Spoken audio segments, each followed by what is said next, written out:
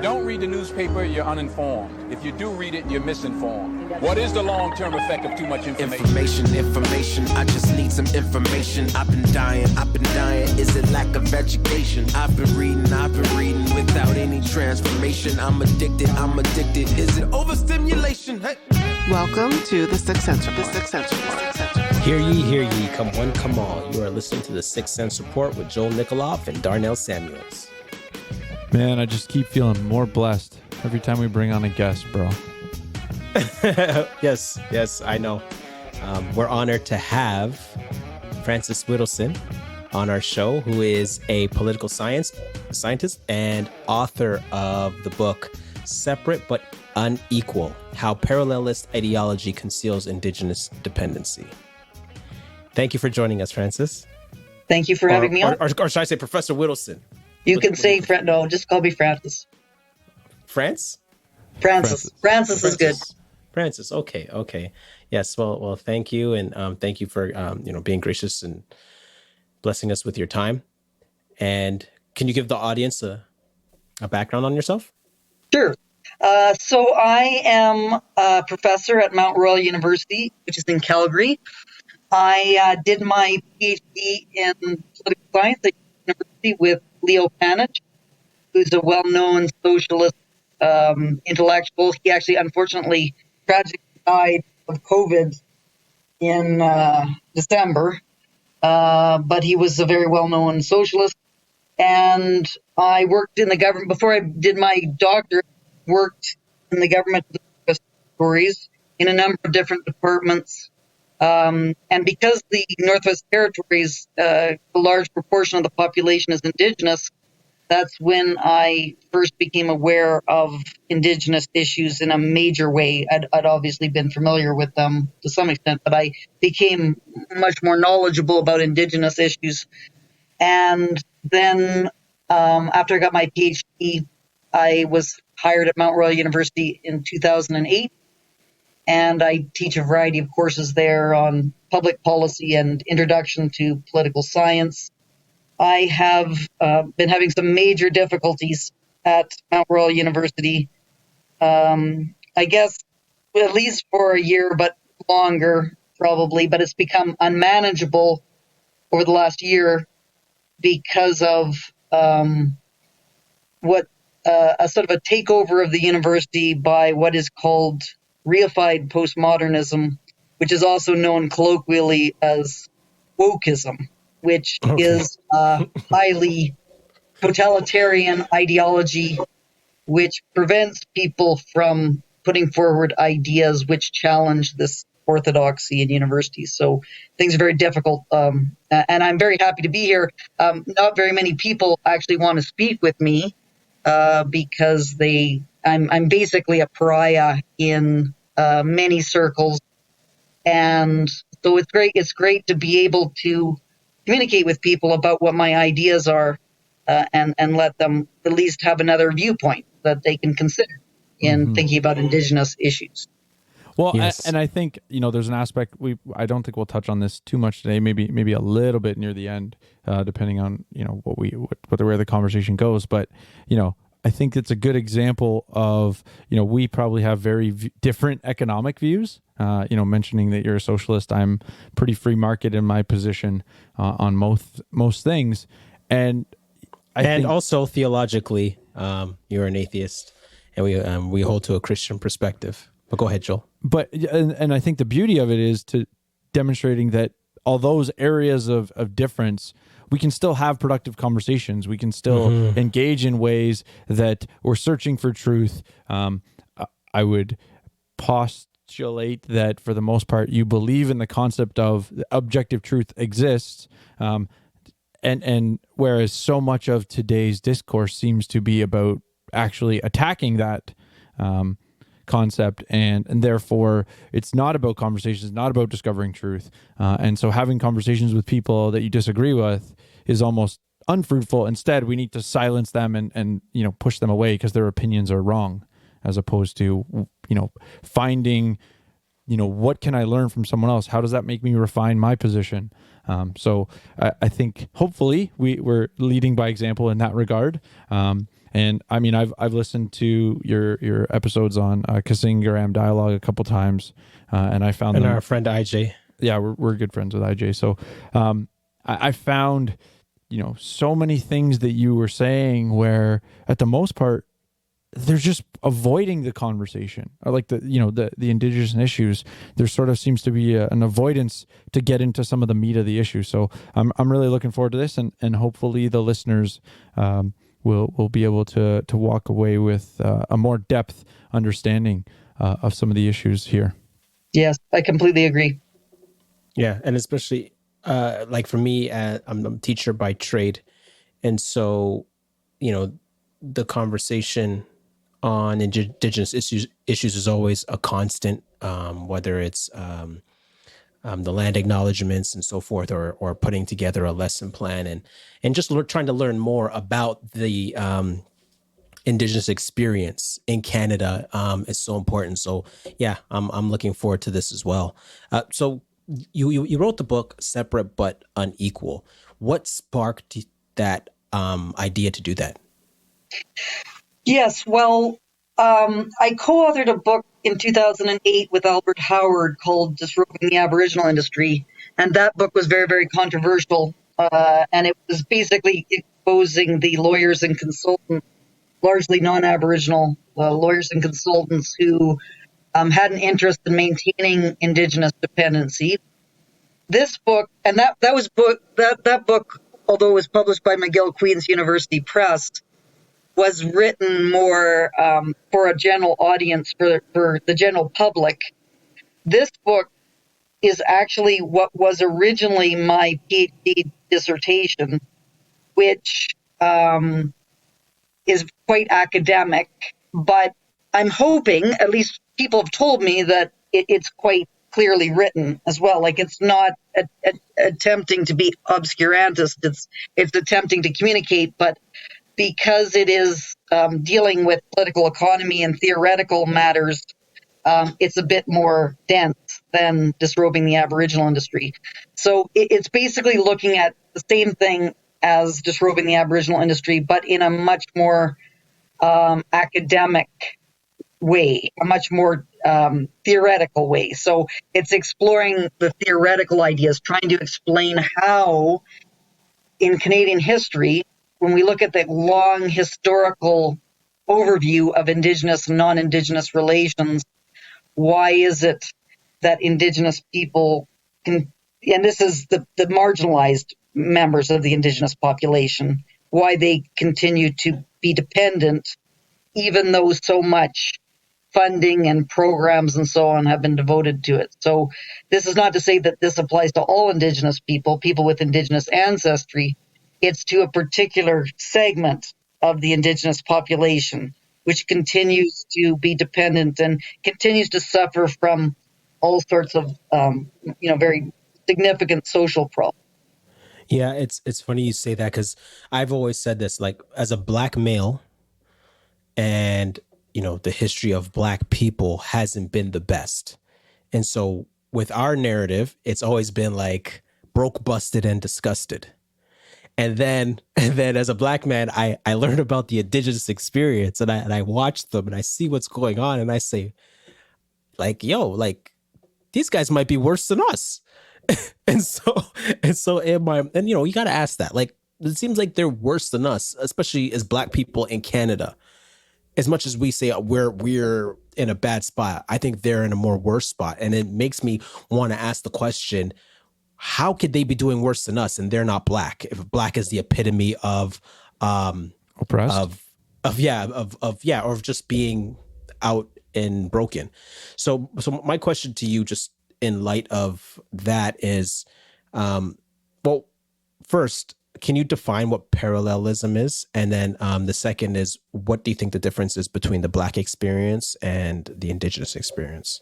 Yes, and that's a very good thing to examine, because it's both groups have been oppressed. There's a history of oppression, and it raises questions about, why is it that some groups seem to be, to some extent, overcoming that oppression, while others find it more difficult to do that.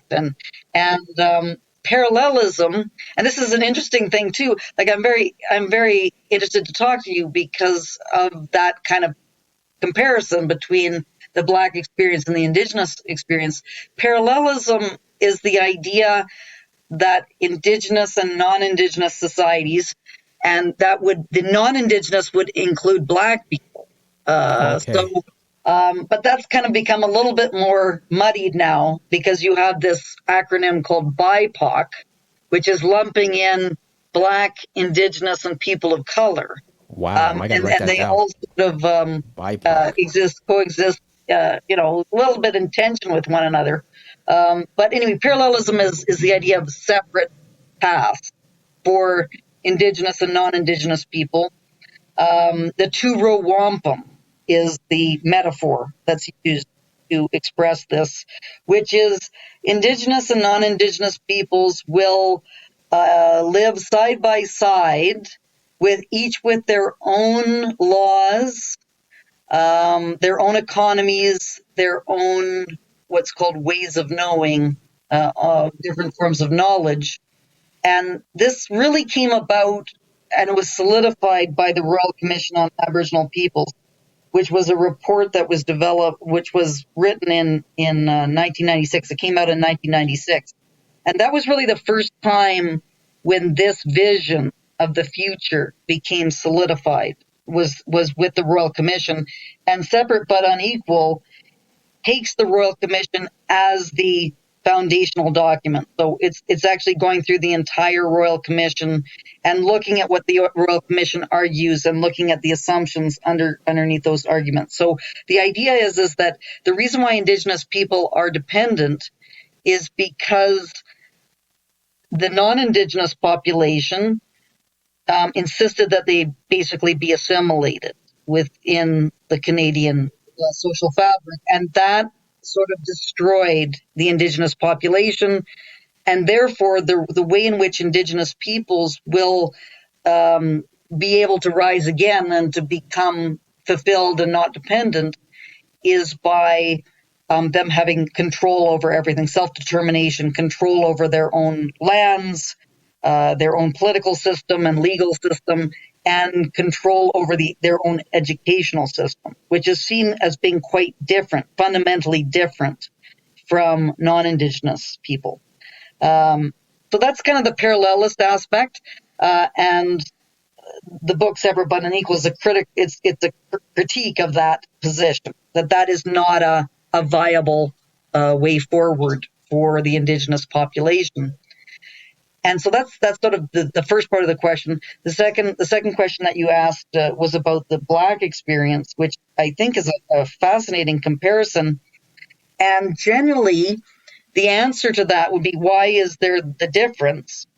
And it would be, from the historical materialist background that I have, it would look at the participation in labor. So Black people were enslaved in the United States, and they were needed for their labor. And actually, there's a really good book, historical materialist perspective, called Class Counts by a theorist by the name of Eric Olin Wright. And sorry, Ms. Widdowson. Okay, sorry. Can you define the historical material, what that is for listeners who don't know? Sure. So historical materialism is the scientific version of Marxism. So it's trying to understand humanity through the lens of what would be called class struggle. So the idea is that you have labor. So fundamental aspect of human beings is that their participation in labor. That's the way it's always been. So even if you go back in history to the beginning of time for humans, you have human beings creating tools to improve productivity and, create larger surpluses. And then at some point in time, classes developed, which was people owning what's called the means of production, which is the land, or today it would be factories within the capitalist system. Mm-hmm. And basically what happens, according to historical materialism, is that you have people are exploited for their labor, and this creates conflict between those who work for a living and those who own the means of production. And in the case of the Black population, they were exploited as slaves initially, and then as lower strata of the working class. But it was through labor, because you're needed. Because you're the producer, the system needs you, right? Yes. So that's kind of the fundamental basis for how you have power. So you have power because you are the one who is producing. The Wow. Black population is producing all the goods and services that are needed. In the case of the Indigenous population, you had participation of the Indigenous population in the fur trade, but when Canada industrialized, what happened was Indigenous people, and this is the more controversial aspect of the book, because of the lower level of development of hunting and gathering societies, Indigenous people could not compete with labor that was brought from Europe, and were gradually marginalized, and then they've been basically what I call warehoused in these isolated areas. So, and because Indigenous people are not needed for their labor at this stage, it allows the system to kind of neglect them and to not really pay very much attention to them. So there's this kind of ongoing problem of Indigenous people not being respected for their humanity, not being able to have the power to be able to overcome their circumstances through labor. And because of this situation, this parasitic group of lawyers and consultants are kind of using the legal system to extract transfers, which then largely gets distributed to privileged members of Indigenous communities and these what's called the Aboriginal industry, which is what Albert Howard and I documented in Disrobing the Aboriginal Industry. But just to just conclude with this book called Class Counts by Eric Olin Wright, that's the author, he drew a distinction between exploitive oppression and non-exploitive oppression. So exploitive oppression is the case of the Black population, where they were oppressed as slaves and as members of the working class, whereas Indigenous people were largely not oppressed, but non-exploitively. So it was land that was sought after, not labor. And so genocide, often genocidal kinds of activities occur when lands are the target of the colonizers as opposed to labor. So that's would be my explanation as to why the Black population, although still obviously we still have a lot of work to do. Yeah. But still, like, until a few years ago, I really thought we were moving forward on this, where racism was becoming less prominent.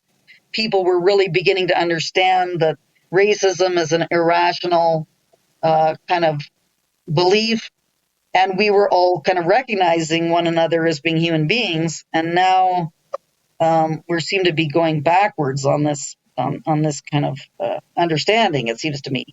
But still, it seemed to be that the Black population is becoming integrated, it's becoming, still, oppressed and so on in comparison to the white population, but still is participating in labor, participating in all the various activities, whereas there's a significant proportion of the Indigenous population that is still very much separate and marginalized in comparison to the non-Indigenous population. Yeah, that was helpful. This gives me a lot to go back to the drawing board and to think about. So if this, like, we're 20 minutes in and it's already been, for the people who are listening, this is worth listening to, you can stop listening now. So that was very helpful. Thank you. I want to have a follow-up question with regards to the first part of the question with regards to parallelism. There's sort of two parts. One, I wanted you to explain, you said, essentially the thesis of your book is why this is an untenable solution. But I wanted to sort of, I wanted to ask you to explain that. I wanted to make sure, one, maybe my understanding of what the claim is correct, and hopefully same thing for the listener. Because we had an episode, or technically 2 episodes, sort of, we sort of titled it "Whose Land Is It Anyway?" Sort of discussing, the legal rights even towards the land. And one of the things I brought up on that show was that in essence, they don't even have, full legal rights of their own land, right? Like everything is sort of vetted by the government, right? Even if they wanted to sell the land or make transactions with the land, the government really has a significant amount of influence and control as to what actually occurs with regard in regards to the Indian Act. And so the point that I sort of thought was, one, is the parallelism really proposing sort of a 2-state solution within the Canadian borders? 2 legal systems, 2 systems sort of trying to operate, let's say, cohesively. Mm-hmm. Would you say that maybe is a rough estimate of what's going on? That it's a 2-state solution almost? Well, that is what the Aboriginal industry pretends is the case, but it's not possible. So it's an illusion. Yeah, and really, that's exactly what my sort of proposal was, that the Canadian government's never going to give them full custodianship of these lands. Like that would sort of undermine Canada's influence and control. Like to me, that is what seems fantasy about it. I don't know. Maybe there's more to it from your perspective. There is more to it, but that's kind of that's the argument that's put forward in parallelism, which can never be achieved. But it's a disingenuous argument. Like it's not really intended to be achieved. What it's doing is making a case for what is, and this is some of the complicated theoretical stuff in the book, for what I have called neo-tribal rentierism. So what the purpose of that is to make a legal case for the extraction of transfer in various ways. So what you have is this claim of sovereignty, that's what the demand is, but it can never be realized because you can never have these small, isolated, unproductive groupings become sovereign states or sovereign elements. But what it is that every time the Canadian state tries to do anything on indigenous, what's considered to be indigenous lands, a legal dispute erupts over this kind of sovereign kind of argument. So you have all sorts of negotiations that go on, agreements that are made, transfers that are paid out, which is never settled, and then you go back again for more and more legal kind of wrangling, which goes on. So this is now, and British Columbia is the best place to see this as well. You see this now with the lobster fisheries on the East Coast. The purpose is not to become a sovereign state. The position is to make these arguments, these legal arguments, which can then be used as a weapon to extract transfers, which then are siphoned off by lawyers, consultants, indigenous leaders, etc., which that money never gets to the marginalized group. So it's just this perpetual grievance type of process whereby money is extracted and then siphoned off by the industry. But the argument is made for that purpose. It's not made with the intention of that actually becoming a reality. It's just a legal argument that's made to extract transfers. And that's why it's so frustrating. A lot of people become very, very frustrated about this because they sort of think, well, that was settled, wasn't it? So, you have the residential schools, for example, that you had arguments made about the terrible abuses of the residential schools. $5 billion were paid out.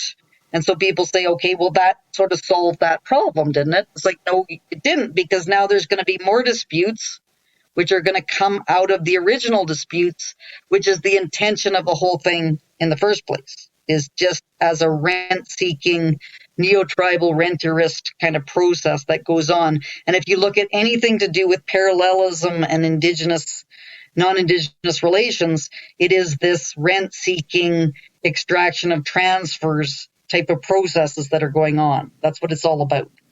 Okay, so for the listener, just to be clear, just define the definition of what do you mean? What is renterism and what is transfers? Yeah, so, and this is explained in the book in quite detail, but renterism is when you use the indigenous kind of legal category to get money that is diverted to indigenous, largely indigenous organizations. It's sort of done in three ways. There's three different ways this is done in Canada with respect to indigenous groups. The most common originally was royalties, and this is in any kind of resource development. So the idea is that Aboriginal title, this kind of whole legal argument that went on about Aboriginal title, which was that treaties were never signed or the treaties were not properly honored. That's used as the mechanism with which to get corporations or the government to provide indigenous groups with royalties, resource royalty. So that's, if that's not adding any productivity to the system, it's just siphoning off money. So that's the first kind, is through like resource development. The second is compensation payment for wrongs that have happened in the past. So the residential schools is a very good example of this. As well, the 60s scoop was another kind of aspect, murdered and missing Indigenous women, etc. So it's like, because of these abuses that happened in the past, each Indigenous person should be paid, $100,000 or something like that, right? That does nothing in terms of the economy. That money is just spent. It's not invested to create new enterprises or anything generally. So that's why it's considered to be renterist. And then finally, the most disturbing aspect is saying that money should just be provided for education and healthcare and so on. So it's what's called culturally sensitive services. So historically, the government used to provide education and healthcare to Indigenous communities. Now, lawyers and Indigenous leaders say, we don't want the government to provide this to us. We want to provide it ourselves, and you just give us the money. And then that money just basically gets siphoned off to all the different leaders and so on, lawyers and so on, processes, but it never actually goes into the services that are needed in Indigenous communities.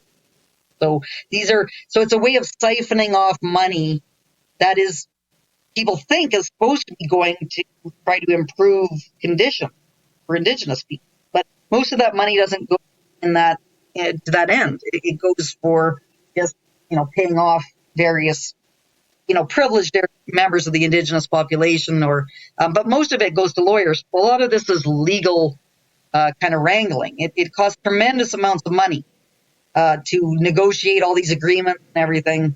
And, the real problems are really not addressed through this kind of process. So would you say that it's, this parallelist or parallelism sort of, idea that's never actually going to be, implemented in terms of the two-state solution is really the crux of all of this legal wrangling? Like, is your sort of point or objective to some extent to say we really need to question this concept and remove it from the discourse to actually be productive? Yes. So that is it's kind of the house of sand, the sand, a house built on sand. So it's like, it doesn't really have a firm foundation, which makes sense. But because of all the academic stuff that's been very highly corrupted over the last, 40 years, it's not really understood that Indigenous groups, and you said two-state solution, it's really not a two-state solution that is kind of pretended. It's a 600-state solution. Mm-hmm. So, and actually the Royal Commission, I think they had an 80-state solution. So they were trying to say, okay, we're going to group together all these small kinds of isolated things and form them into 80 what they considered to be national groupings. But none of those could exist as any kind of state-like entity. And the best comparison in Canada is the Quebec case. So Quebec as a province could actually become a country.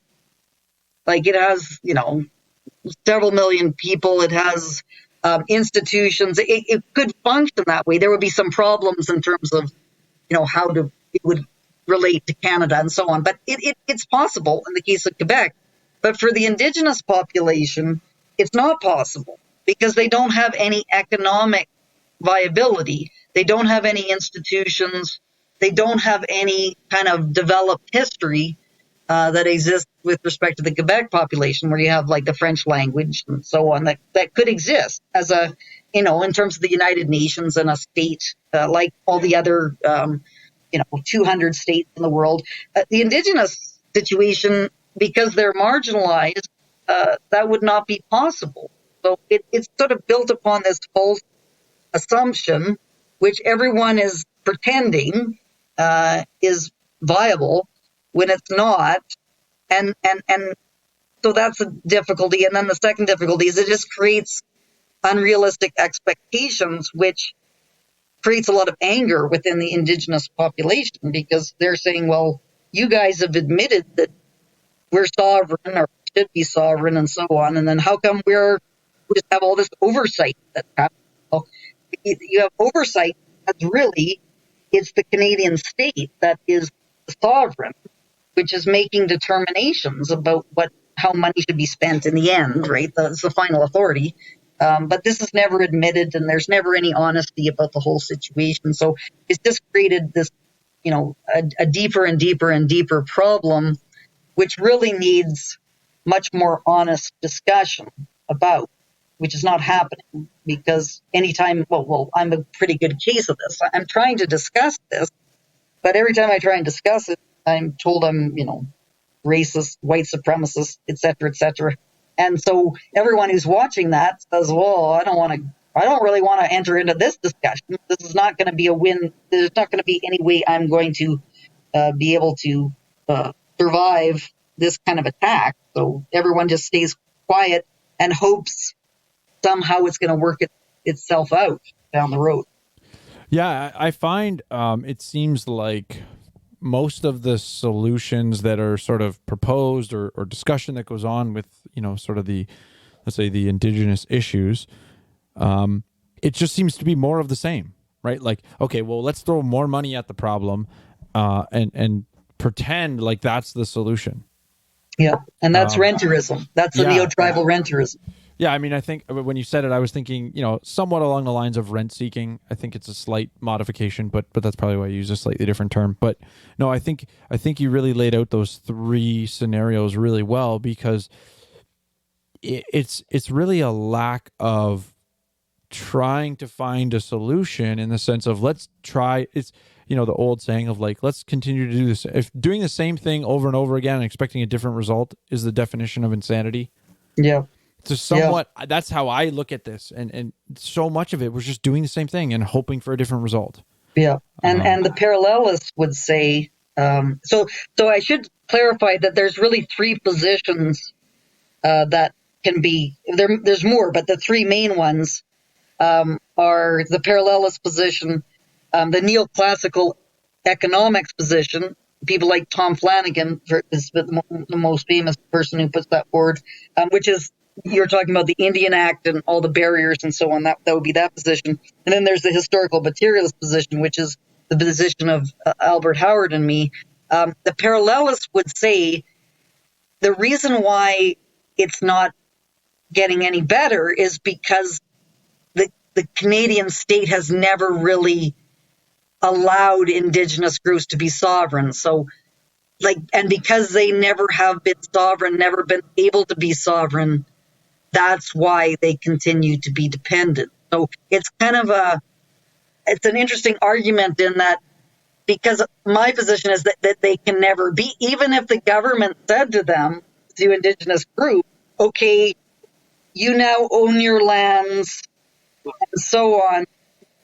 What would then, they would still not be able to become an actual state with an economy and so on, because everything is so interconnected in terms of various economic processes.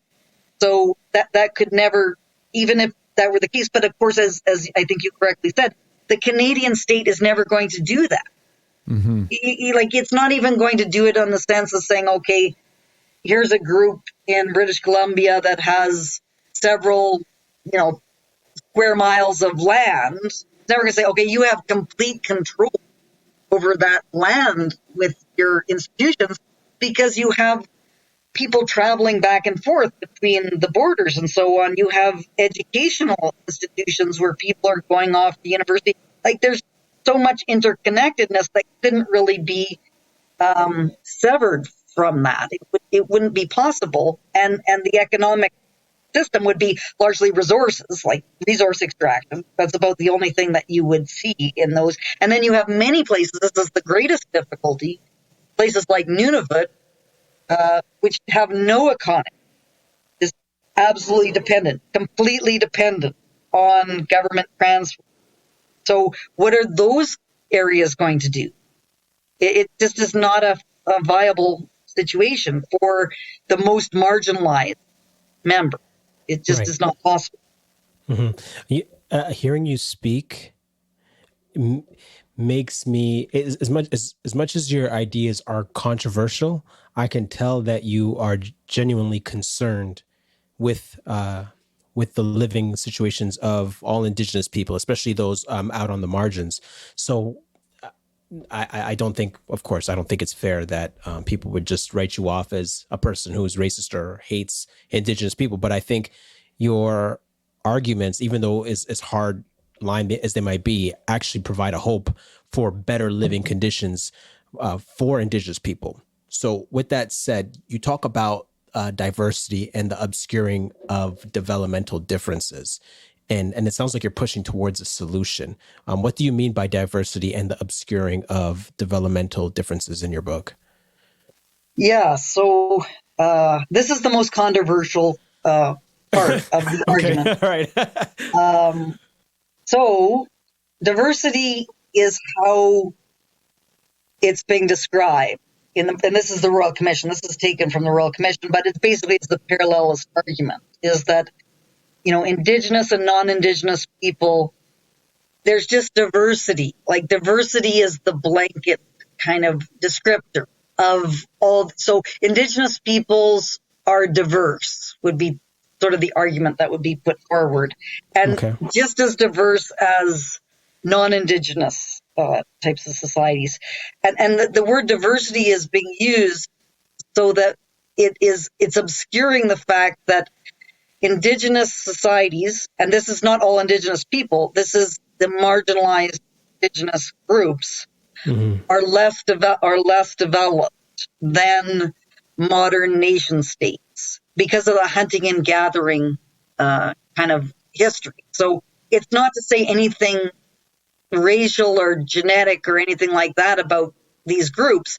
If you took, people born in an Indigenous society and you just raised them in the context of a more developed society, there would be no difference. You would see no difference between people. But because these groups are isolated, these cultural characteristics, which are associated with the hunting and gathering period, continue to be retained in these isolated communities. And that's not to say that they're destined to be forever like that. It's just to recognize that as the basis of the problem, which has to be addressed through various programs in order for that developmental gap, what's called the developmental gap, to be addressed. But you cannot, it's something that cannot be spoken about. Like, you really get attacked very, very, strongly by, the kind of postmodern elements that really just want to see everything in a culturally relativistic way and don't want to see anything from a developmental perspective. So that is the diversity. When word diversity is used, and that's what the Royal Commission does, they're using it in a way that obscures what the actual problem is. And this is, as well, you can see it within the indigenous groups in comparing the indigenous groups to one another. So the Inuit, for example, are the least developed of all the indigenous cultures because of, and not due to anything genetic or anything racial. It's due to the fact that they were living above the tree line. And because you live above the tree line, you live a very, very sparse existence. Like you're spread out, it's very, very, not a very dense population. You don't have the technology is very, very limited compared to other indigenous groups. So if you see the what's called the Haudenosaunee, or what used to be called the Iroquois, those groups relatively are very developed compared to the Inuit because they had horticulture, so they grew beans, squash, and corn. They had pottery. They had these technological types of advances in comparison to the Inuit. So even with the, amongst the indigenous group, there are developmental differences, but just referring to them as being diverse prevents that from being understood. And that's not, it's a complete environmental kind of explanation. It's not but people don't understand the difference between making a racial argument, which is looking at the genetic kinds of characteristics of groups, versus what would be a cultural argument, which is if you just had more technology that allowed you to have more control over nature, that culture would become more developed, and then you would have developed things which would enable the kinds of processes to take place which were happening in the European context, I guess, at the time of contact, which was 1500. But tremendous advancements that had occurred in Europe that were not present within hunting and gathering society.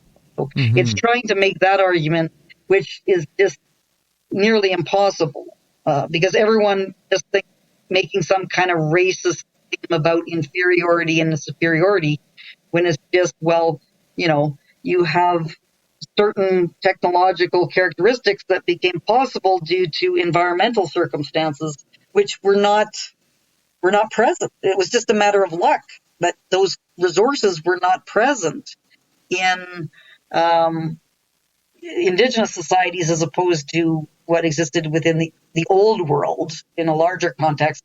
The person who's most famous for making this argument on a global scale his name is Guns, and Steel is the name of the book. Jared Diamond. Diamond is that's basically the argument, but it's looking at it in the context of indigenous societies and their relationship to European society. So if I'm understanding correctly, it's almost like, it sounds like this diversity obscuring of what we're referring to as developmental differences. Developmental differences is would you say it's what you would sort of consider the primary causal factor that needs to be addressed in terms of resolving some of the issues? Yeah, so that's one factor.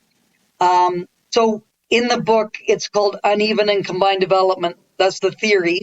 And actually, the theory was first put forward by Leon Trotsky. That's where the theory comes from.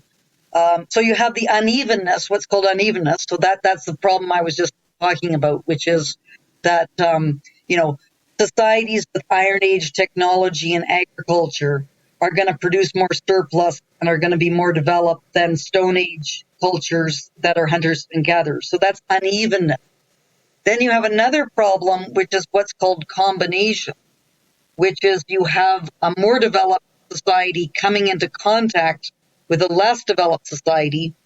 And this is often done in a very brutal way. And that is always the case, usually historically. It's not done with a concern about the less developed culture's humanity. It's very coercive, and it just has a complete lack of respect for the less developed population, which the lower level development could be addressed if the humanity of those groups was respected. respected, but it's not. So they're basically just exploited and enslaved and oppressed. That's generally what happens. So in the capitalist context, which is the Canadian one, because profit-seeking is the character of capitalism, they were just seen as a resource to be exploited, not groups to have some socialistic concern about. So that's the other problem, is that, within a capitalist type of interaction, the group that's less developed often is exploited on that basis and is not really given the opportunity to become a part of the wider society. And that's to some extent what happened with the Indigenous population. And of course, racist attitudes, that comes out of that too. So, you had situations in Canada where, you would have Indigenous people wanting to, be employed and to be participants, but non-Indigenous people would just have a racist attitude saying, well, they're just inferior and we don't want them to become part of our society. Those racist attitudes are like sort of a irrational interpretation of the cultural differences that exist. So, and I think now we have certainly reduced the racist attitude which exists. There's still racism, it's still a problem, but it's certainly not the problem in the magnitude that it was, 50 years ago or certainly 100 years ago. So now that we have, to some extent, overcome racist attitudes, we can look at the situation with much more sort of socialistic intent. So to see everyone as a human being who deserves to self-actualize and deserves to be treated with respect, deserves to have their needs satisfied, that kind of approach. But we shouldn't be sentimental about it and romanticize hunting and gathering cultures either. That actually is kind of almost another form of racism, to say that, Indigenous people just have their own knowledge and they should, be allowed, that should be incorporated within their educational system, because their what's called their knowledge is much less developed than knowledge that has been emerged over the last couple hundred years with all the scientific advancements and so on that have taken place. Yeah. So there's a couple of things that I think, I think to expand on what you're talking about with regards to the education. At first, I think I heard you use the terms indigenous math or indigenous science before, and I wanted to definitely, because I think that relates exactly with what you just said. But I think there's this other aspect where, I would use this term, and it's sort of an analogous term, not necessarily totally related, but I think it totally is relevant. Have you heard of the term standpoint epistemology? Right. And so, for the listener, it's, again, a mass oversimplification, but really it's that the person, and usually it's in the oppressed context, the person who's been oppressed has sort of special knowledge that we can't critique, or that their opinion has to be sort of elevated because of the oppression that they've had. And so, in this context, it seems like, I think I've heard you say the statement of like, well, how can you judge what they've said because I'm not Indigenous? So, with regards to incorporating Indigenous math or Indigenous science or, any other sort of, let's say, adjective in front of the schooling or education, how do you see that this is playing out? And I think it should be clear to most, if we're, taking the example of how to grow crops, and you're ignoring the scientific education that we have today to help us do that more efficiently, but you're going to use their cultural heritage of developing crops, that's not going to help become more prosperous as a group. And so I'm wondering if you can hash out a bit of what does that look like when they try incorporating the concept of Indigenous math? How are we doing that, or how is that being promoted?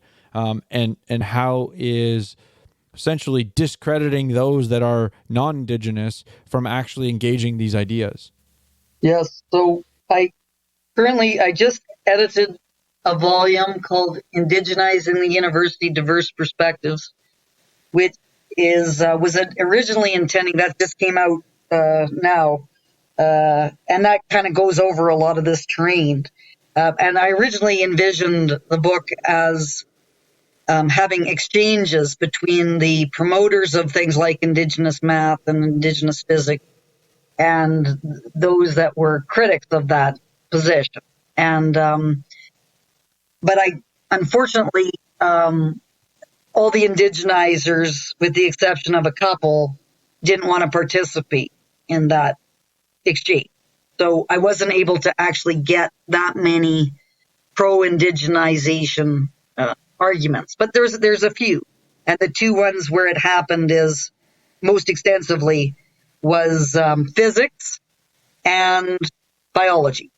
So you had biologists and physicists who were making arguments about indigenization versus physics is just physics. There's no such thing as indigenous physics. There is physics and non-physics. And what you find, my own view, and I tried not to, I put my own perspective forward in my own articles, but I tried to just be as objective as I could in just having an overview that I provided about them. But my own perspective is that the arguments about indigenous physics are flawed, are not don't hold water, are not supported in the end. And what you generally find happening is that it's really not physics that they're talking about. They're talking about spiritual beliefs of indigenous people. So there's spiritual kind of ideas that's really the distinction between indigenous physics and physics, is that the indigenous physics is a bunch of spiritual beliefs about rocks being alive and these sorts of things, and has a lot of just general, vague kinds of references to things. And the problem is that it's really justifying the lower level of education within the indigenous communities. That's really what its purpose is, other than rent seeking. So one purpose is rent seeking, neo-tribal rentierism, because indigenous people in these marginalized communities are often not very well educated. They're not going to be the ones hired to be the teachers if you want to have an actual educational system. But if you have an indigenized education system, now you can hire a bunch of elders to teach people, about the stories of their ancestors and so on. So that's what we have at my school. Yeah, so that's not. I think that this is not beneficial to helping people to become educated. Like, it might be beneficial in some, cultural, cultural exposure. So if you want to find out what an elder thinks about things, then you would go listen to an elder. But you don't want the elder's not going to be able to teach you anything about physics. That's not going to be the case. And so what happens is that instead of people becoming educated and being able to be actual participants in Canadian society, they just have this kind of piece of paper which says that they've graduated from this program in what's called Indigenous physics. So I think it's got a couple of very, very destructive types of results. And the main one being that it just justifies the fact that Indigenous students are having a hard time becoming scientifically literate, becoming understanding the scientific principles that you need to understand. Everyone in the entire world has to understand. And that's kind of a real frustrating thing, is that it's not Western science. It's science. Like, Chinese people don't learn a different kind of science. They learn science. African people learn science. To say that it's got an adjective of an ethnicity on it means that what you're teaching is not science. And there's nothing wrong with, kind of learning about it from an anthropological standpoint, but it shouldn't be taught as being science. which is universal. It's a universal method that anyone can use. And if Indigenous people want to be actual participants in Canadian society, then they're going to have to learn the principles of science, the scientific method, just like everyone else is. Any other culture from any other part of the world. But I think it's a very condescending approach to Indigenous people to pretend that, the stories that elders are putting forward has some incredibly insightful thing that is being provided that is going to be very beneficial to increasing knowledge in the world. Because from what I've seen looking at all this material, it's not the case. Yeah, and I'm guessing, if we go down the road of the concept of land acknowledgements, sort of in the same vein of, like, I heard you talk about it on Kazingram Dialogue, that, again, sort of, I just think of it, I draw the parallel because, are these things actually productive is always the question that I'm asking, right? When we're analyzing things, like, so many policies or programs might be well motivated, but if the unintended consequences are greater than the intended consequences, well, now you have a program that's counterproductive.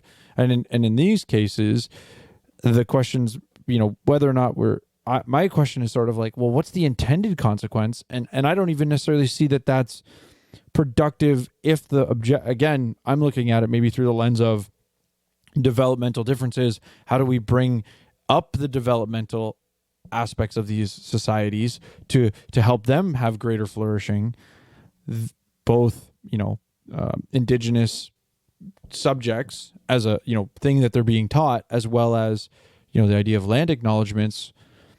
I see that they may have some symbolic value, but more than that, I'm sort of struggling to see what is the real productive thing that we're doing here.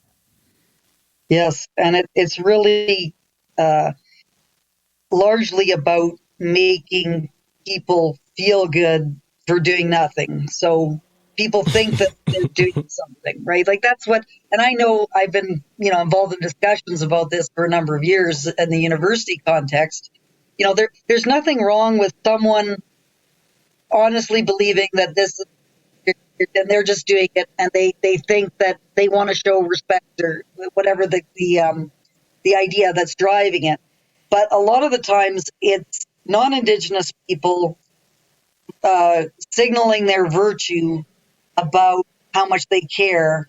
And Indigenous people, I think, get, they feel, again, betrayed by this kind of tactic because they have a different meaning that they attach to it, which is generally got this sort of sovereignty idea, right? So the idea that they're the landowners and everyone else is a guest, like that's what the pretense is, when no non-Indigenous person really thinks that they're a guest.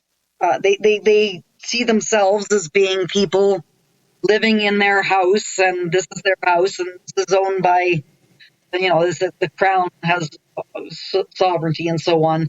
And this is just kind of done as a gesture to make Indigenous people feel good, sort of that kind of idea. And I think that kind of dishonesty is going to create serious problems down the road, because it's not really talking about the way things actually are.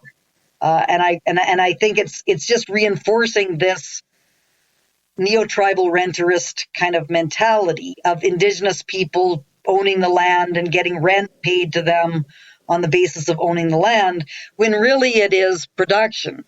We all are producers. We all can be participants in producing the goods and services that we all need. Like that's really what gives us sort of a feeling that we actually contribute, not I am this imaginary landowner and other people are pretending that I'm this landowner, and in the end all that's going to come out of it is going to be maybe rent is going to be paid on this basis, which I think is the lawyers, that's why the lawyers like this, is that it kind of solidifies the indigenous landowner kind of idea, and rent's going to be paid. But rentierism does not lead to development. It does not lead to people's ability to be a contributor to the society. So it just reinforces the entire destructive ideology and is going to make Indigenous people very angry at the end of it to boot, because it's not really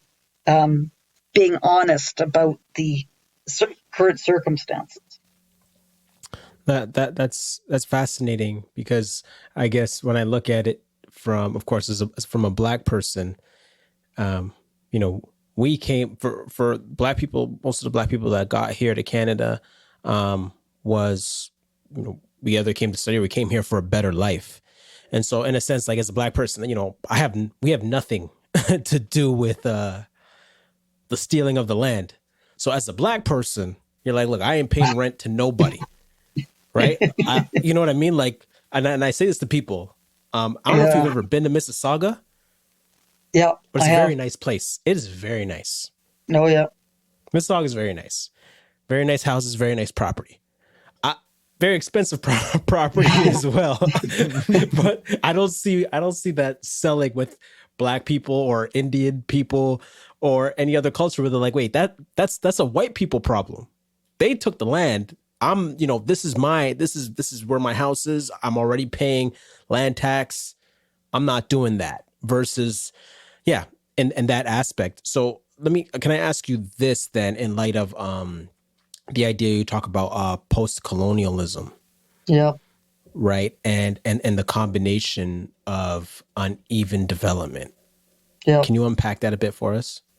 Yeah, so that is that's I believe the fourth chapter, which is talking about the interaction between capitalist kinds of processes and indigenous hunting and gathering, largely hunting and gathering societies. So and post-colonialism, post-colonial theory is generally the applied postmodern kind of position on indigenous. That's the parallelist. That's the theoretical orientation that parallelism relies upon. So the idea is that indigenous marginalization is due to the fact that the colonizer denigrated indigenous cultures, did not respect indigenous cultures. And if we could only just learn to respect indigenous cultures, indigenous people would become stronger, have pride in themselves and so on, and then be able to finally become self-determining, when it's really, that's not, in terms of my analysis, that's not the cause of the problem. So the cause of the problem is not being part of the labor force, being marginalized from the labor force, and so therefore not really being a contributor to society, and just getting to the point you're making about Mississauga being a white, like a very wealthy kind of area and so on. But the idea is sort of that white people were the oppressor, which is not looking at it from a class perspective. So many white people, if we're going to look at it that way, which I'm opposed to looking, like I don't see myself as a white person. It's a meaningless category for me. It's class that is the important thing.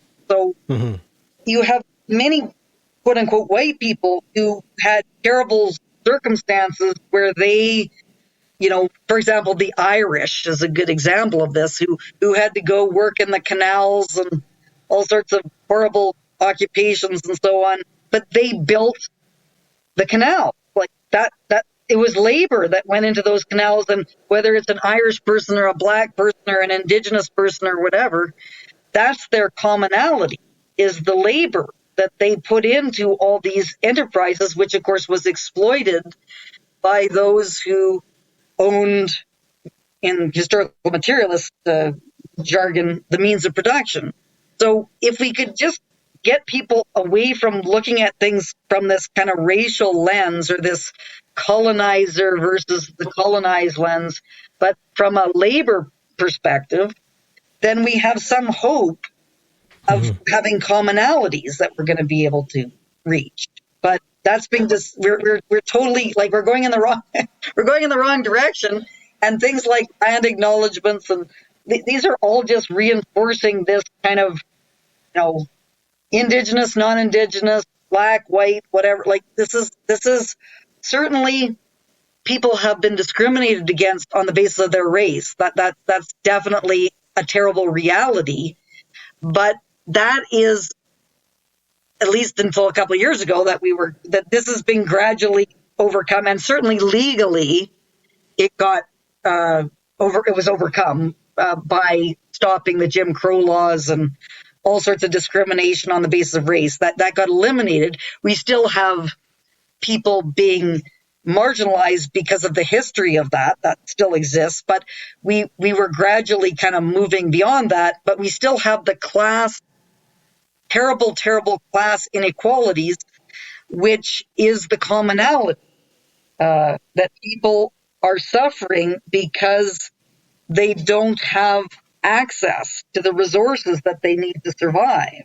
And if we could just kind of reorient how people are thinking about this to the class basis of oppression, as opposed to, someone who's an indigenous person who's very, very well off and, is living in a mansion and has millions of dollars. And, I'm sure there's a few people in that situation. They're a privileged person because of their class position. It's true that as an indigenous person, their ancestors and so on but they're no longer that's no longer really a useful kind of way of looking at their situation anymore. But of course, those that are in those positions discourage people from looking at it through a class-based lens because they want to kind of, use the indigenous kind of oppression kind of history to stop people from questioning them in terms of what they're doing and so on. So I think that's kind of where we're at now. And because discourse is so badly contaminated by all of this reified postmodernism that I'm talking about, we really have lost kind of the source of what is causing people all these difficulties and how we can actually improve things. Because it's becoming more and more, the conflict is increasing in more and more irrational kinds of ways rather than addressing the conflict. No, that's very good. It reminds me of so for the Black experience, we know that acknowledging Black History Month and doing a bunch of stuff for Black people hasn't really fixed the situation. Yeah. Right. And so and I like the idea of looking at things from a class perspective, because then it takes away the idea of race. Because although people assume Black people are lower class, no, Black people are in every class. And for the Black people that came here from other countries, like my grandparents, there's this idea of this special selection for people from the Caribbean and Africa and from far off, that in order to leave your country to come to Canada, you have to be a special kind of industrious person, entrepreneurial person to say, okay, you know what? I'm here in my culture with my people, and then I'm going to leave my culture to go to Canada where there's white people, it's cold, it's racist. But I'm going to go there because it'll make for me a better life. And I say all that to say that you have Black people in the upper class. And I know, and if I'm wrong, if anybody who's listening is Black and I'm wrong, ask yourself this. Are you middle class? And most of the people we know, most Black people I know come from the middle class and come from privilege, right? So people that I know who are in the upper class of Black people, they'll tell me I worked for mine and I'm not giving it up because my cousin didn't decide to work. I have my family's divided. I have family who are upper class and middle class, but because I've watched them, I said, well, my uncle who's upper class, yeah, he worked harder than my other uncle who's middle class or even in government housing. So the point I'm making is just that when you start to look at that class, people who are in upper class, who worked for theirs, especially immigrants, they're not giving that up because there's other immigrants who didn't work for it.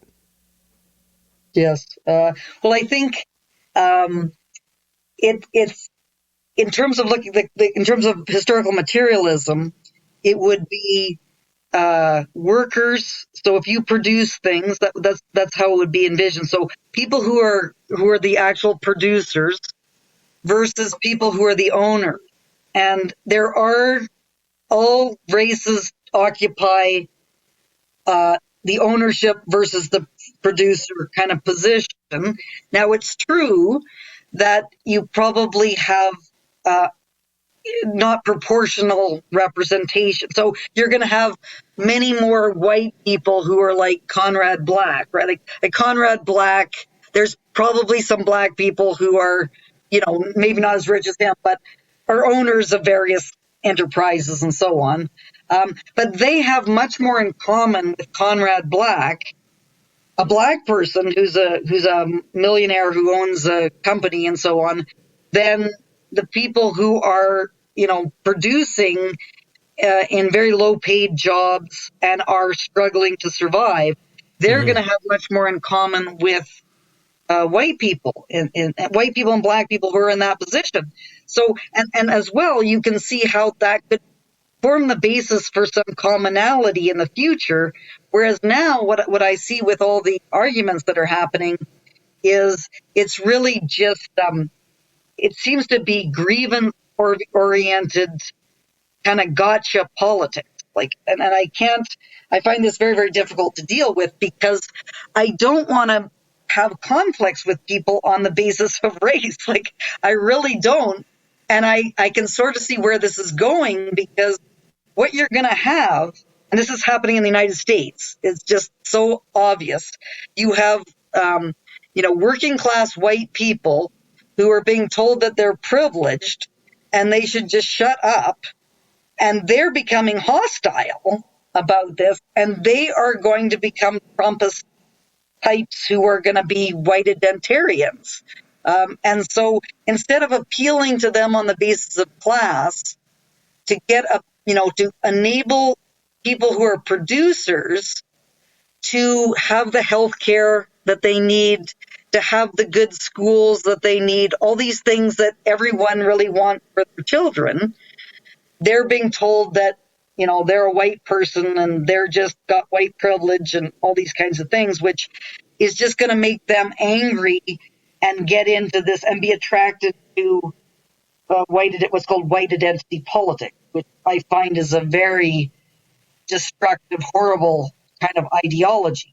We're going into this whole identity politics kind of realm instead of looking at the class issues, which contain, although it's true, white people, you'll find more white capitalists than you're going to find black capitalists. That's going to be the case.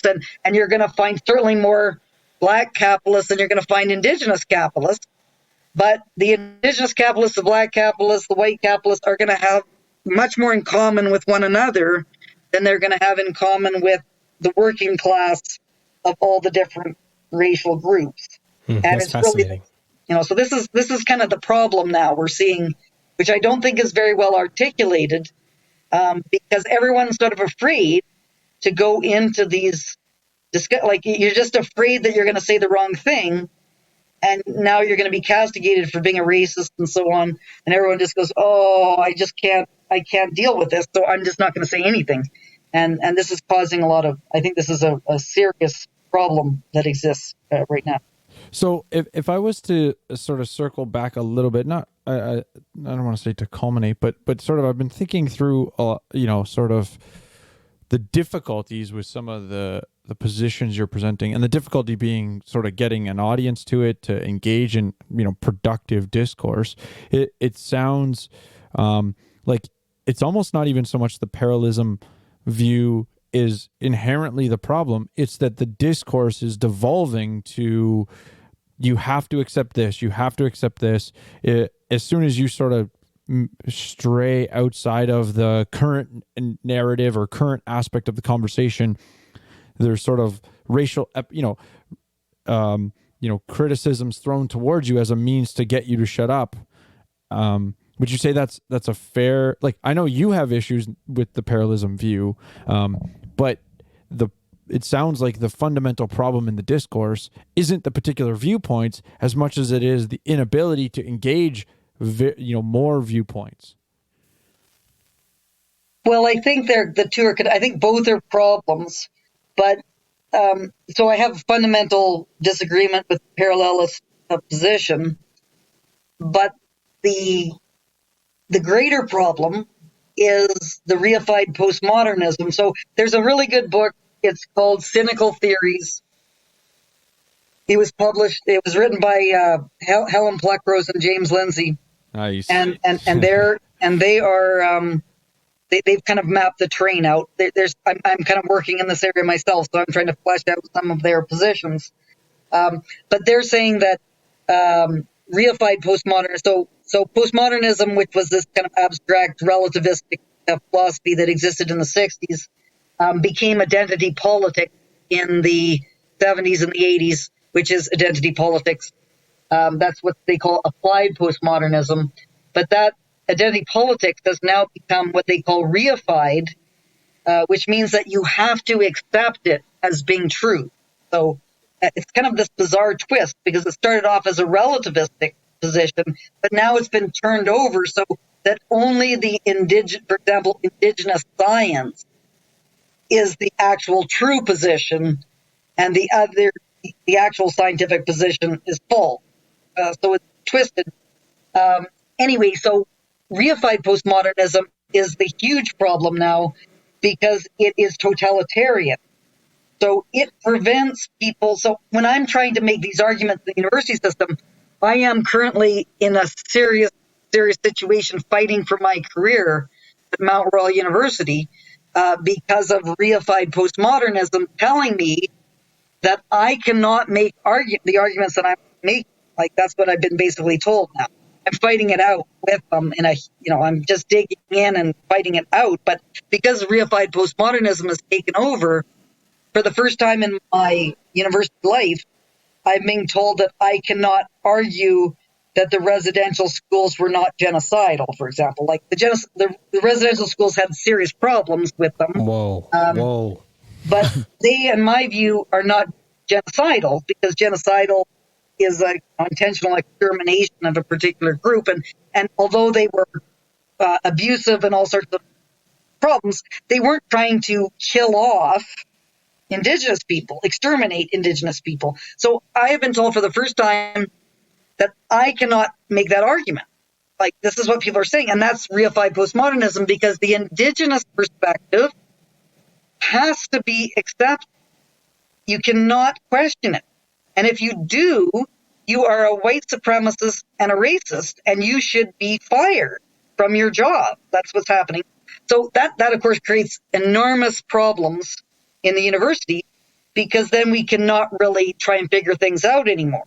It's just become a cult-like environment where you're expected to toe the party line, and if you challenge it, you're going to have people try and destroy you. And then as a result of that, this parallelist position, which I think is flawed and based upon erroneous assumptions, can never be challenged.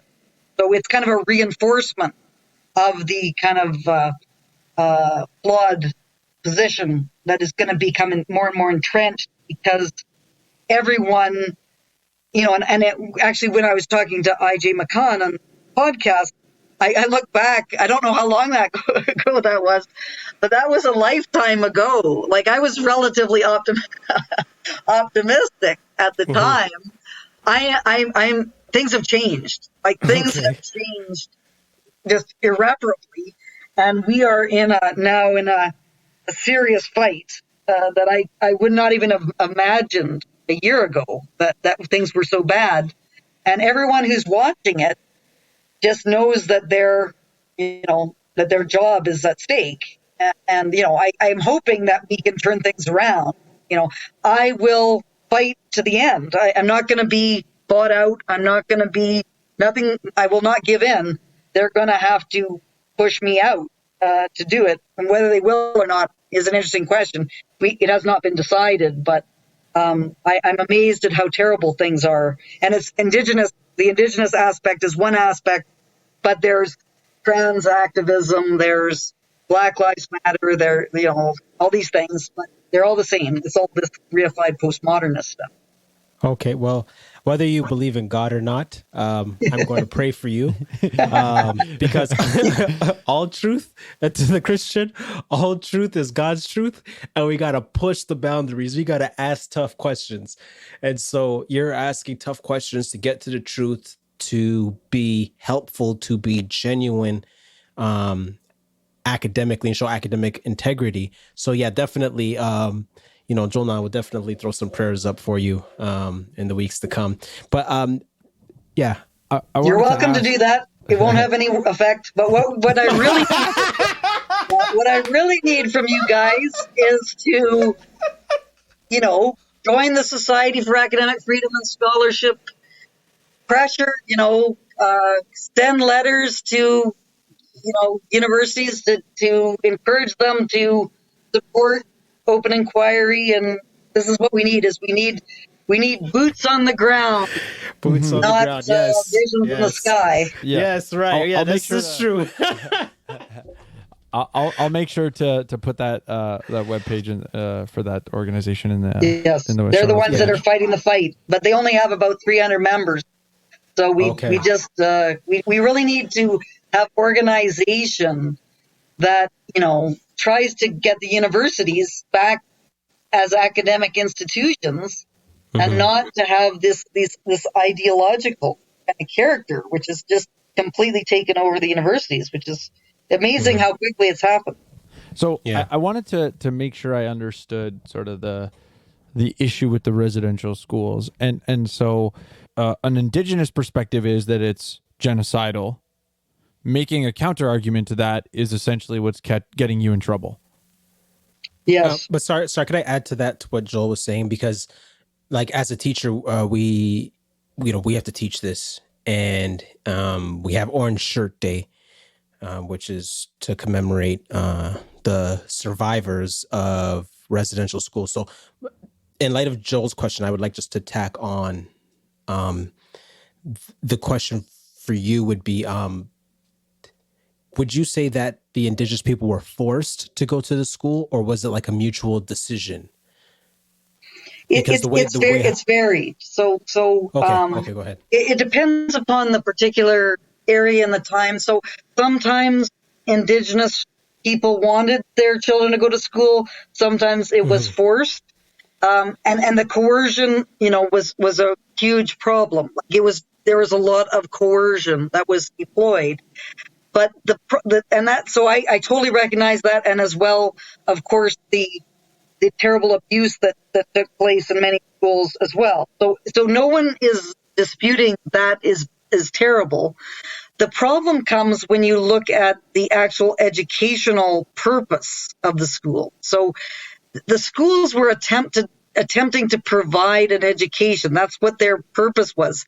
The fact that it was so badly orchestrated and had all these abusive circumstances, that was not what was the intention of it. So, and it's because of that I think that the calling it genocide is just totally misguided, and is in my I have 2 chapters coming out in a book called From Truth Comes Reconciliation. I think it's by Rodney Clifton and Mark DeWolf. That's coming out in a couple of months. Anyway, I have a couple chapters in there, which is talking about, sort of the neo-tribal renter-risk kind of aspect, which is you call it genocide because you want to extract compensation on that basis. And it's resulted in a distortion of how the schools are conceptualized. So the schools were created to integrate Indigenous people into Canadian society. In order to do that, you had to provide an educational system. There was no educational system in Indigenous society. So this was kind of the problem, and it was done very coercively and had all sorts of abuse and so on.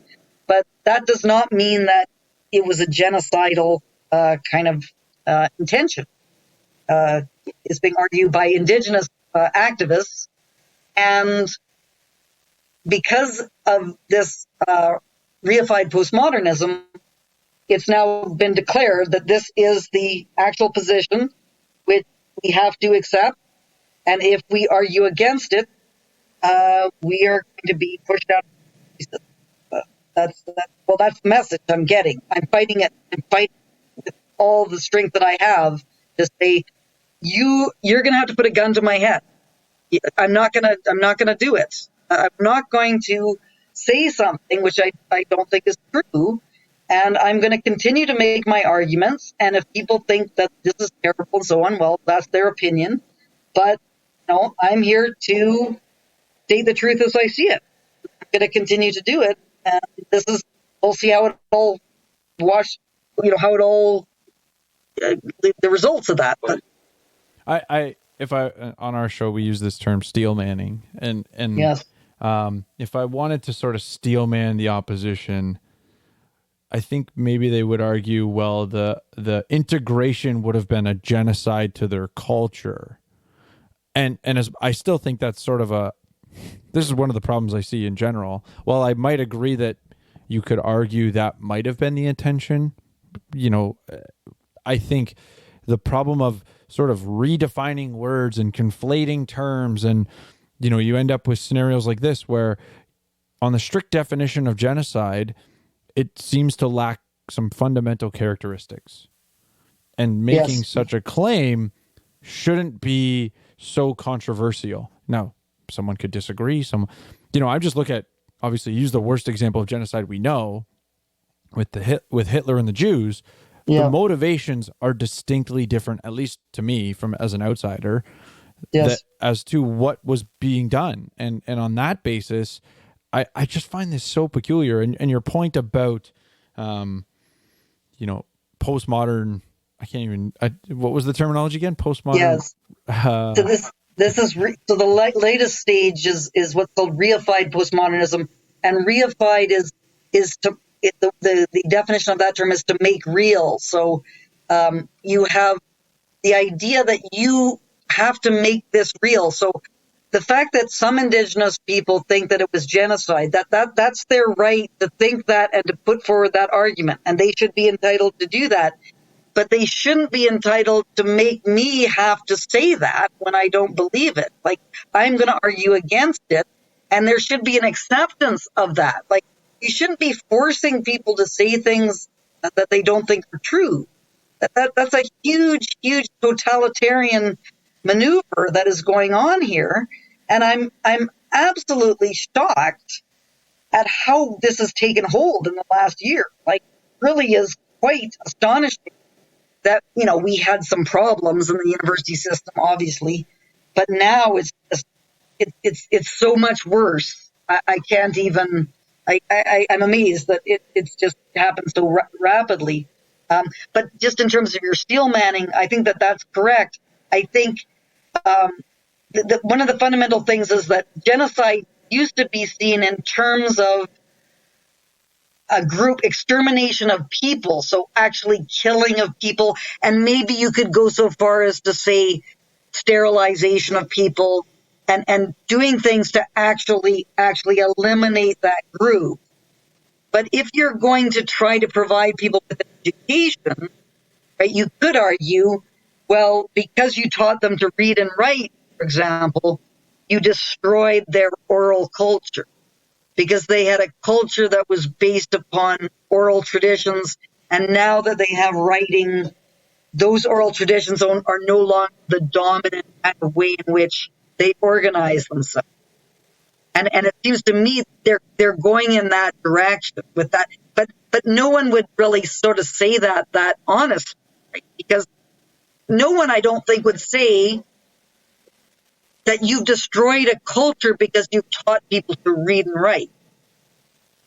Like, that is because everyone recognizes that learning to read and write is a benefit. but they're sort of doing this. It's like, this is not, and then on the other hand, that we're all upset because the educational levels are so low in Indigenous community. Well, if you're going to have an oral culture without any writing, you're going to have low educational levels in your group, right? Like this is irrational kinds of arguments that are being made, but because everyone's so intimidated to kind of sort of say, hey, that doesn't make any sense, we just have people just running amok, making arguments which seem to me to be not very, they don't really seem to hold very much water, and they don't seem to be very convincing. Anyway, so this is, but because I think that's why the problem of not encouraging people to sort of have an exchange of ideas is so destructive. It just is not allowing anything to be kind of figured out anymore. Yeah, no, and on that note, it sort of is good. This question that I was all along sort of starting to think through is that it sounds that if you were trying to, have a conversation about diagnosing the problems and looking for productive solutions, you'd have a much more, my question to you is, do you think you'd have a much more productive conversation who's thinking about this from a free market capitalist perspective? Yeah. Even though that's so antithetical to your position? Yeah, and it's because, as you said, or one of you said at the beginning, we all believe in this idea of objective truth. So that's the first thing. We have to accept the idea of objective truth, and then we can argue it out based upon our common acceptance of a universal truth, whether it is a capitalist market economy or whether it is a common ownership type of economy. That's going to be the best for solving these problems. But we're on board with the objective truth. The reified postmodernist types don't accept that. In fact, they say that it's the indigenous truth that everyone has to defer to because they're the most oppressed. So even if you don't believe it, you've got to accept it because that's the way in which you're going to enable Indigenous people to overcome their oppression, which I think if we are, that doesn't seem to me to be a very viable, way to try to figure things out, because you're never going to get non-Indigenous people to say, oh, I'm just going to defer to everything that an Indigenous person says. And Indigenous people should never have to defer to anything that a non-Indigenous person says. Like, we should never have that kind of predetermined way of thinking about it. It should be, we're all in this together. We're all trying to figure things out. That is, of course, if we accept that there is a universal truth. If we don't accept there's a universal truth, then everything breaks down and we can't communicate anymore. So this is kind of bad with this nonsensical kind of environment that we're dealing with. Yeah, and what's quite, kind of interesting in lieu of this conversation, this morning I was at church and my pastor sort of started with bringing up the word of the year for 2016 was post-truth. and in reality, what that meant was that for many people, objective facts and objective truth are less or either irrelevant or less relevant than personal beliefs and emotions. And I think, more and more, I mean, in 2016, I probably would have thought, oh, that's a weird word. That doesn't really make sense. But looking back, the trajectory that we've gone in the last, as you said, it's surprising how quickly this has happened. That 2016, that word, that, post-truth being the word of the year is actually pretty telling as to the culture and environment that we find ourselves in today. And that's postmodernism. So postmodernism does not accept the idea of a universal truth. And that just turns everything into a kind of a power game. So it's just, you're going to just have people decide to impose upon you things because there's no truth anyway. So it makes no difference. Whereas if we do accept the idea that there's a universal truth, now we have a commonality. So we have the commonality to work with. But if you don't have that, you don't have the commonality, and then it becomes this horrible kind of identity politics scenario that we seem to be, faced with. And the United States is the best example of that. Like, it just is just absolutely terrible what's happening there. And, people will just support Donald Trump regardless of what he says. Like that. You can't, I'm amazed, but it's no different. Well, it's different in terms of what the nature of the politics is, but people, my colleagues that I'm fighting with, they have a sort of a similar view, but their view is that, you have to accept that there's no such thing as biological sex, or you have to accept that the residential schools were genocidal, or you have to accept all. It's like, well, that's not. I don't think that's true. So for you to force me to say something that I don't think is true is just a completely dehumanizing thing that you're doing to everyone. Yeah, and, I mean, I think that's also what led, it sounds like that's what led Jordan Peterson to his, moments Yes. and rise to fame, was sort of, compelled speech was sort of the, and I just wanted to circle back for a moment. There's a guy, Thaddeus Russell. I'm not sure if you're familiar with him. He's very much like, he would call himself, into the postmodern school. And he would say a lot of what you said about there's no such thing as objective truth is actually sort of a derivation from the origins of postmodernism. And I just say this for the audience for completeness, that the heart or the origins were more so focused on the person proclaiming truth has a bias, and so we should be skeptic about that truth. And so discovering the objective truth has some reason for question. But Thaddeus Russell at least would say that they thought there was objective truth. It's just the difficulty of observing it. But I think what you've said is very true about the culture today with regards to no such thing as objective truth. They sort of just, post-truth as that word I referenced. So, well, I should clarify a little bit, and I find this to be helpful from thinking these things through. I like to separate things into what I call 3 levels: opinion, belief, knowledge, and truth. So truth is a universal. It is reality. It's what actually exists. So, but we never know what truth actually is, because we're human beings and we're dealing with, our observations and our methods, which can never completely understand everything.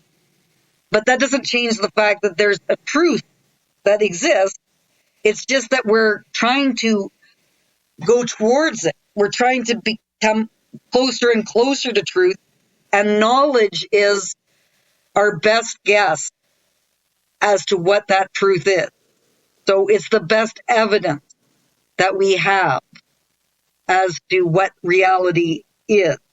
But that can change. So right today we have, the quark is the most basic particle, and that's our knowledge. But there probably is even a smaller particle than a quark now. But at some point, there's probably going to be smaller particles that are going to be. But we don't know that right now because the evidence doesn't show that. So, and then you have tools we have to observe.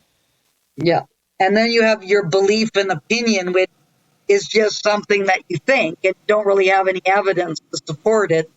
And I would say, that's religion. Like, religion is in the belief opinion kind of area, not in knowledge, because there's no evidence to support the existence of God, is my own atheistic perspective. But you obviously think that it is knowledge, or maybe you think it's truth, which is the reality. But that, again, I like to use the word truth to refer to this kind of universal that is the way things are, but I can actually never know what those things are, because I always have to leave myself open to say, well, okay, I think there's a lot of evidence to support this, but if something else comes along which shows me to be wrong, then I've got to change that view, and that's going to be sort of a revision of the knowledge that I have about a particular. Yeah, I think to some extent we would agree with the classifications. I mean, I would say even for us as Christians, what we classify as truth. I don't want to say there's a limitation on the number in let's say the religious category. There's a limitation on a number of things. But the reason I say that is because, we, like Darnell and I, use this idea of like exegesis of if I take the Bible as an authoritative document, my ability to understand and interpret it starts to fall into opinion.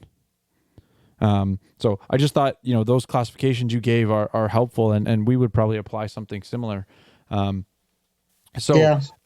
Just to start to wrap up, I think you gave the one website that you'd want people to check out, but from people, reaching out to some of your content, or reaching out to you, how could the listener get in contact with you?